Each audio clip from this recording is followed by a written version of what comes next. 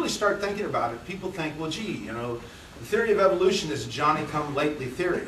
But we have had the concept of change, gradual change in species for longer than we've understood that germs cause disease, and for longer than we've understood the idea that matter is subdivided into units that we call atoms.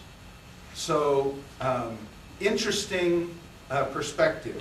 With that, let me introduce our three speakers. The first speaker tonight is going to be Paul Decelles, and Paul is on the faculty here at Johnson County Community College. His training is in entomology and evolutionary biology, appropriate for his speaking tonight. He has a PhD from the University of Kansas.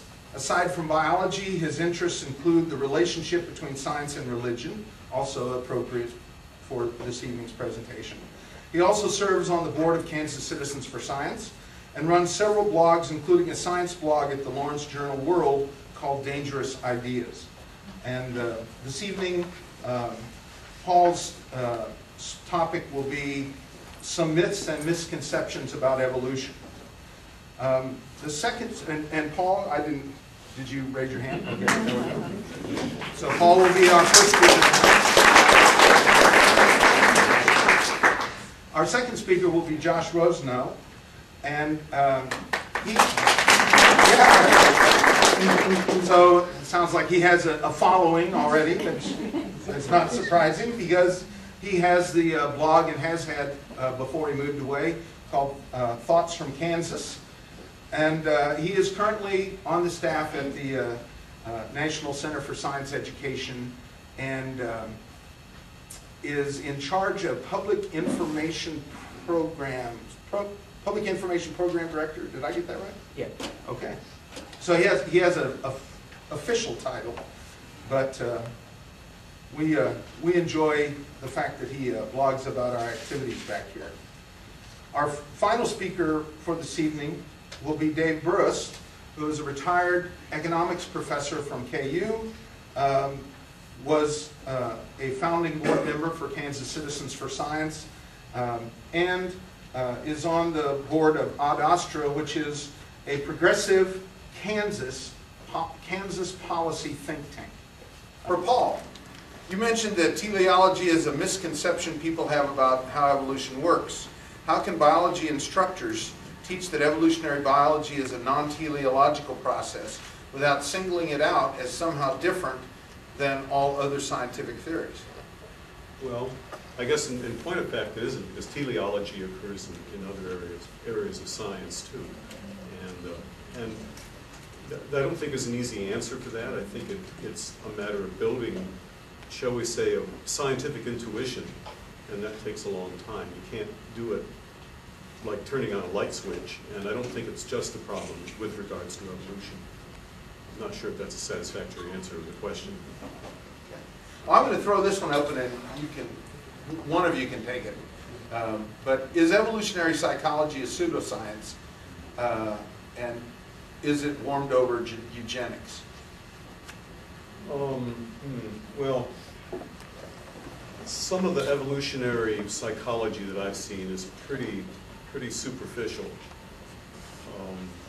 and you know, if you go by testability, I'm not sure how much of it is actually testable, at least in the way it's phrased. I don't have an objection to it per se. I mean, it is known, for example, that behavior is something that can be under the control of natural selection, but I think some of the explanations maybe just go a little bit too far. Now, whether it's pseudoscience or not, you know, there you get into the sort of demarcation problem. What is science versus pseudoscience? And sometimes that isn't always clear. I just don't know enough about all kind of like evolutionary the species psychology. Concept? Kind of like the species concept? Yeah. I tend to see things maybe in a very fuzzy sort of way, so because I'm nearsighted. Would you say then educational psychology is trying to be more scientific, but whether it's evolutionary, or whatever, evolutionary psychology is trying to have a more scientific approach towards its psychology. Yeah. But whether they have succeeded in becoming a distinct division of science, Yeah, maybe it's- not yet. Maybe not yet. Okay? Well, Yeah. they've But got that's not perfectly my good, area, so. they've got perfectly good scientific hypotheses. The problem is, they haven't really worked out good means of experimental testing. Well, I mean, some of them are good hypotheses and some of them are not. Some of them are just so Crackpots. stories that Yeah. don't go anywhere. Yeah. And that's true to a degree in lots of things. It's probably true. Popper would have told us that it's true to a greater degree in psychology than perhaps in other fields. Yeah, I don't know whether you that's right, but- you also have to be careful when you say that, well, something's not science because it's not testable, because, you know, as time goes on and we get better technology, things that aren't testable at one time, then all of a sudden become testable. But I mean, testability is more about an attitude towards testing Yeah, than, that's than right. Yeah. in string theory, we can't test today, but it makes clear predictions sure. that could be wrong. And there are evolutionary psychology hypotheses that couldn't, it's not obvious how you could falsify them. If you found contrary data, they would just say, well, it's the other way. Yeah, It's an attitude towards the data more than. yeah, I agree, yeah. But I'm Okay. not sure where, I don't know about the eugenics part. I'm not sure where what I don't see the that. basis I of don't see that. that. Okay. I mean, I'm amenable to the argument, but I don't know what it is offhand. David, can a theist / creationist / et cetera be an effective physician? I think the human ability to compartmentalize exists without limit. Yes. Quick enough. Yeah, now whether I would want such a person running a disease control for H1N1, that'd be another matter. Well, then you really do need to know evolution.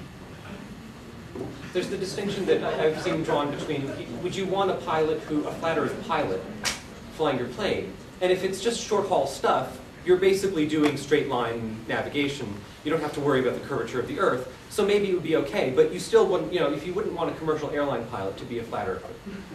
Because, and so I think that it depends what you mean by a competent doctor. Is it someone who can prescribe you the antibiotics, or is it someone who can understand for a common illness, or is it someone who can recognize that you've got something weird and can have that broader conceptual understanding of why the human body works the way it does? The criticism was made of medical education, but actually they're not taught evolution, and medical doctors are not trained around the theory at all. They still manage to do their job. And That varies between schools, though. And there's a growing field of evolutionary medicine and Darwinism. There's a field, but it's not a required topic. Right.